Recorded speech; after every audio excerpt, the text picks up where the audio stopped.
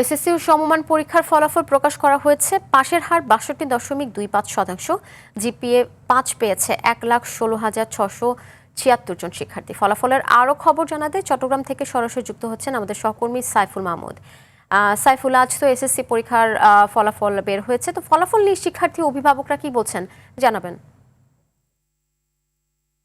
জি আফসানা, আসলে যদি বলে থাকি তাহলে কিন্তু চট্টগ্রাম শিক্ষা বোর্ডের অধীনে যেই ফলাফল হয়েছে সেখানে কিন্তু শিক্ষার্থী এবং শিক্ষক অভিভাবক সবাই কিন্তু খুবই হতাশ, যেহেতু আসলে চট্টগ্রাম শিক্ষা বোর্ডের অধীনে এবছর মাত্র পাস করেছে ৫৯.৪৮%, যা গত বছর ছিল ৭২, এবং জিপিএ 5ও কমেছে। জিপিএ 5 পেয়েছে এবছর ৯,৩৯৮ জন, গত বছর পেয়েছিল ১১,৮৪৩ জন। সব কিছু মিলিয়ে কিন্তু চট্টগ্রাম শিক্ষা বোর্ডের অধীনে এবছর যে ফলাফল হয়েছে সেটাতে কিন্তু শিক্ষার্থী, অভিভাবক, শিক্ষক সবাই কিন্তু হতাশ, কিন্তু ভালো করেনি। তবে এরপরও যারা কিন্তু এই অবস্থায় ভালো করেছে তাদেরকে ধন্যবাদ দিয়েছেন সবাই। আমরা কথা বলবো এই মুহূর্তে আসলে একজন শিক্ষার্থী যিনি এই স্কুলটিতে সর্বোচ্চ নাম্বার পেয়েছে। আমরা একটু তার কাছে জানতে চাইবো এবং এই যে নাম্বার পেয়েছে কার কার অবদান আছে আমরা একটু জানতে চেষ্টা করবো। আসলে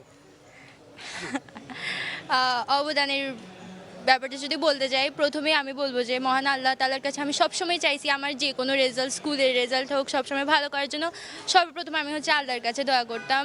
আমি বিশ্বাস করি যে আল্লাহ তাআলা ছাড়া সম্ভব না। আমি সবসময় আল্লাহ তাআলাকে আগেই রাখবো।